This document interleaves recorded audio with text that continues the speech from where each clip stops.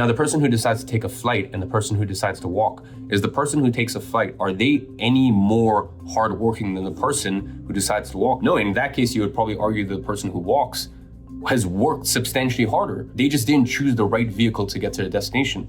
Now, maybe the person who decided to fly, they had to spend some money to get there, or they invested a bit of money to make sure the vehicle that they're in gets them to the destination quicker. Now, maybe another person also decides to, invest a bit of money in the form of fuel, and they decide to take a car there, but they also invested money just like the person who took the plane, but they didn't invest in the right vehicle, okay? And I think when you break it down like this and you actually think about it from this perspective of like, we're all trying to get to a destination. Now, everyone's destination is different. I want to make that clear, and that's also cool. I honestly think for most people, they want freedom.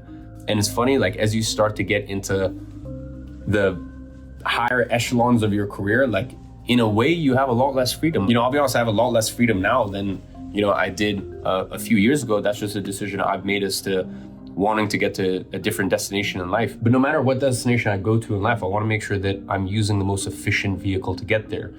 And yeah, when you think about it like that, everyone agrees, like everyone understands that if you're trying to get to a destination, you have a choice of vehicles, you have a choice of options to actually get you to that destination. But when people think about that in terms of their career, for some reason, they don't think like that. And the reason I really want to make this video is to make it clear, like, you don't have to make your life harder than it needs to be.